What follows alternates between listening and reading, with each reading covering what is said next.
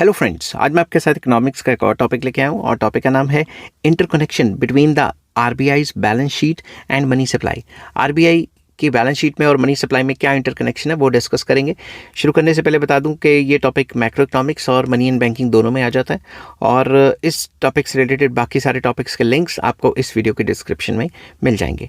चलिए शुरू करते हैं। सबसे पहला पॉइंट है monetary policy operations, very important. तो जब भी मॉनेटरी पॉलिसी ऑपरेशंस जब होते हैं तो आरबीआई की बैलेंस शीट में पता लग जाता है कि ओपन मार्केट ऑपरेशन से आया है गया है या फिर रिजर्व कैश रिजर्व से सीआरआर से पैसा आया है गया है। तो मॉनेटरी पॉलिसी के जितने भी ऑपरेशंस हैं वो जो बैलेंस शीट है वो दिखा देती है। तो इसमें फर्स्ट हेडिंग में सब हेडिंग बनाऊंगा open market operations. RBI conducts open market operations by buying और selling government securities to influence the level of reserve money and consequently the money supply. तो आरबीआई ओपन मार्केट ऑपरेशंस करती रहती है। जब भी मार्केट में money supply high होता है तो सरकार के जो बॉन्ड्स हैं, गवर्नमेंट सिक्योरिटीज़ हैं, उनको बेचती है मार्केट में और लोगों से जो एक्सेस लिक्विडिटी है वो अपने पास रख लेती है। और जब भी मार्केट में मनी सप्लाई कम आती है तो वही बॉन्ड्स को या सिक्योरिटीज़ को बाय बैक कर लेगी और लोगों को पैसा दे देगी, मतलब इकोनॉमी में पैसा आ जाएगा और जो सिक्योरिटीज़ हैं वो वापस आरबीआई के पास आ जाएंगी। इस हिसाब से मनी सप्लाई को कंट्रोल करती हैं। नेक्स्ट आ जाता है cash reserve ratio, very important, CRR. By adjusting cash reserve ratio the central bank या the reserve bank of India या सेंट्रल बैंक या आरबीआई कुछ भी लिख सकते हो, controls the amount of deposits that commercial banks must hold with it thereby influencing the money supply. तो cash reserve ratio होता है कि टोटल बैंक के पैसे का कितना परसेंट, कमर्शियल बैंक के पैसे का कितना परसेंट आरबीआई या सेंट्रल बैंक अपने पास रखेगा।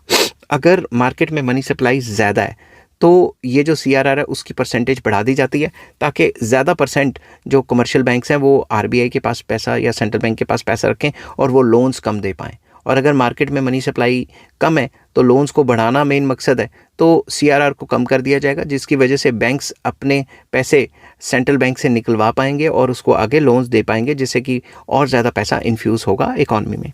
नेक्स्ट आ जाता है statutory liquidity ratio, very important, SLR. The SLR mandates that commercial banks maintain a certain percentage of their net demand and time liabilities in the form of liquid assets such as government securities. This also affects the money supply.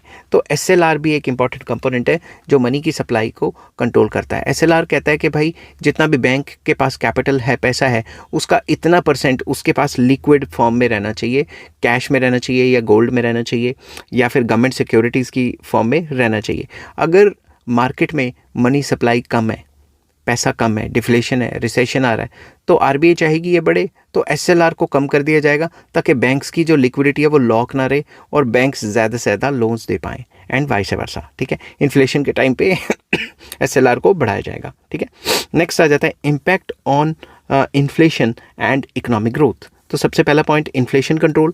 Bye managing the money supply RBI aims to control the inflation. Money supply को manage करके RBI का main मकसद है inflation को manage करना, control करना। And increase in the money supply can lead to higher inflation if not matched by the corresponding increase in output. अगर money supply बढ़ गई और आउटपुट उतनी ज़्यादा ना बढ़ी तो इन्फ्लेशन काफ़ी तेज़ी से बढ़ जाएगी। इसलिए आरबीआई का मेन मकसद होता है कि इन्फ्लेशन रेट को विद इन सर्टेन रेंज रखना ताकि वो कंट्रोल्ड फॉर्म में रहे। ठीक है, नेक्स्ट आ जाता है economic growth. Adequate money supply is essential for economic growth as it facilitates transactions, investment and consumption. तो इकोनॉमिक ग्रोथ करना भी तो आरबीआई या सेंट्रल बैंक का मेन मकसद है, तो वो ये इंश्योर करती है कि एडिक्वेट मनी सप्लाई रहे, जितनी चाहिए तकरीबन उतनी रहे, क्योंकि मनी की शॉर्टेज हो जाएगी तो भी इकॉनमी रिसेशन डिप्रेशन में चली जाएगी। अगर मनी कुछ ज़्यादा ही हो गया तो इन्फ्लेशन हो जाएगी और वो भी काम ख़राब कर देगी। The RBI's balance sheet operation plays a crucial role in ensuring and optimal money supply. RBI की जो बैलेंस शीट है वो इंश्योर करती है, वो ऑपरेशंस को दिखाती है जिससे जो है एसेट लाइबिलिटीज़ में आना जाना हो रहा होता है वो चीज़ें दिखाती है जिससे कि सारी जो इकॉनमी को स्टेबल करने पे पूरा का पूरा जोर लगा है सेंट्रल बैंक का, वो जो सेंट्रल बैंक की या आरबीआई की बैलेंस शीट दिखाती है। ठीक है, तो अब इसको कंक्लूड करते हैं टॉपिक को। The balance sheet of the reserve bank of India is a vital tool for understanding the monetary dynamics of Indian economy. Indian economy में क्या चल रहा है, कैसे चल रहा है, क्या सिचुएशन चल रही है, उसके लिए जो बैलेंस शीट है उसको पढ़ना बहुत ज़रूरी है। It reflects the RBI's assets, liabilities and capital providing insights into monetary policy operations. तो हमें ये भी बताती है कि बैलेंस शीट क्या बताती है, एसेट्स है, लायबिलिटीज़ है और जो भी कैपिटल है बैंक का, सेंट्रल बैंक का, और ये बताती है कि मॉनेटरी पॉलिसी के ऑपरेशंस कैसे किए गए, किस इंस्ट्रूमेंट के थ्रू किए गए। The components of money supply ranging from reserve money to broad money are interconnected with RBI's balance sheet and play a crucial role in influencing the economic growth and financial stability। तो simple words में RBI की जो balance sheet है वो काफ़ी important role play करती है, क्योंकि इकोनॉमिक ग्रोथ भी करनी है, इन्फ्लेशन को कंट्रोल भी करनी है और फाइनेंशियल स्टेबिलिटी भी लेके आनी है इकॉनमी में। ये सारी की सारी जो हैं हमें पता लगता है सेंट्रल बैंक की बैलेंस शीट से। आई होप ये वीडियो आपको पसंद आई होगी। अगर पसंद आती है तो please like, share and subscribe. Take care, bye bye.